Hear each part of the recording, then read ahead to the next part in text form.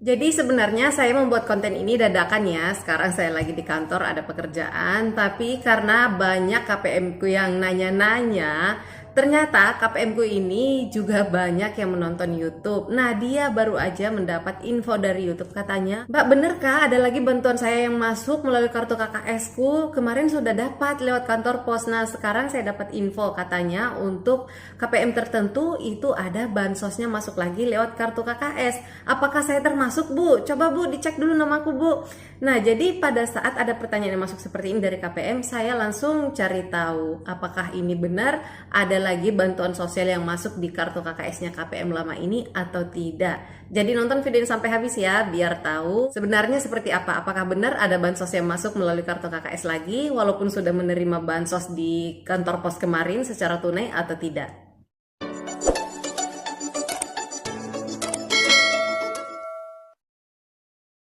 Oke, jadi sebenarnya ini memang ada informasi yang baru saja saya dapatkan juga. Ternyata ada KPM tambahan untuk PKH. Nah, ini itu adalah peserta PKH lama yang mana bantuan sosialnya itu tidak masuk kemarin pada saat melalui kantor pos. Jadi bisa dibilang untuk KPM ini adalah KPM lama, hanya saja belum masuk pada saat pencairan lewat kantor pos dikarenakan untuk datanya masih proses perbaikan sehingga tertunda bansosnya masuk. Nah, ini kan untuk pencairan bantuan sosial melalui kantor pos sudah hampir selesai ya, dan apabila bansos KPM ini masuk lagi melalui kantor pos, otomatis pihak dari posnya akan kewalahan. Sehingga kementerian itu mengambil cara yang simpel dengan cara bansos KPM ini yang tadinya tidak masuk di penyaluran kantor pos kemarin, baru nyusul sekarang di termin keempat melalui kartu KKS, karena memang KPM ini adalah KPM lama yang sudah memiliki kartu KKS. Nah, jadi pertanyaannya KPM yang seperti apakah, ciri-cirinya seperti apa yang bansosnya masuk lagi melalui kartu KKS yang saat ini sudah terisi. Dan sekarang sudah proses pencarian bantuan sosial di beberapa wilayah ya. Nah, jadi KPM yang dimaksud ini adalah KPM yang aktif datanya, tapi bansosnya belum masuk kemarin melalui kantor pos. Jadi apabila Anda adalah penerima PKH atau BPNT dan juga BLT BBM, tapi kemarin baru saja mengambil bansosnya secara tunai lewat kantor pos, ya otomatis Anda tidak termasuk dengan KPM yang terisi kartu KKS-nya seperti yang dimaksud ini, seperti yang ditanyakan oleh orang-orang ini. Jadi kalau sudah pernah terima kemarin melalui kantor pos, PKH-nya, BPNT-nya, dan juga BLT BBM-nya, ya jangan menunggu lagi untuk terisi kartu KKS-nya saat ini. Karena bansosnya di tahap 4 ini ya sudah diambil kemarin ya melalui kantor pos, jadi jangan berpikir bahwa akan ada lagi bansos tambahan masuk ke dalam kartu KKS-nya.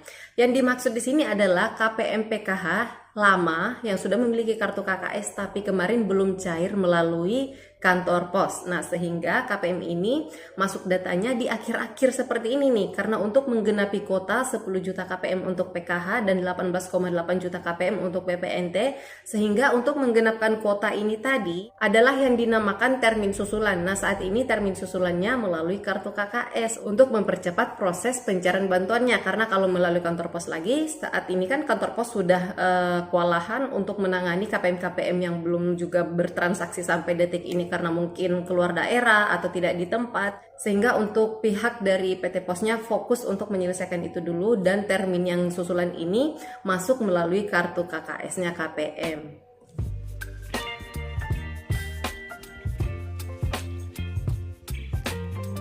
Nah, apakah semua KPM PKH yang kemarin datanya tidak aktif sekarang cair lagi melalui kartu KKS? Jawabannya tidak semuanya. Ini hanya untuk menggenapi kuota saja. Hanya untuk menggenapi kuota PKH, yaitu 10 juta KPM di setiap kali penyaluran bantuan sosial.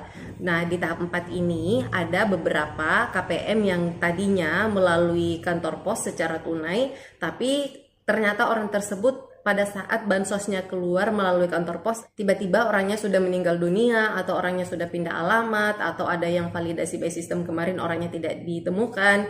Nah, surat keterangan dari daerah inilah yang disetor ke pusat, sehingga bansosnya KPM-KPM yang sudah ada surat keterangannya dari daerah atau dari desa kelurahan, itu bansosnya dikembalikan ke kas negara, sehingga di pusat tersisa kuota penerima PKH lagi. Nah, inilah yang dikeluarkan menjadi termin susulan di tahap 4 ini. Dan juga di termin 4 ini, tapi pencairannya melalui kartu KKS, tidak melalui lembaga PT Pos.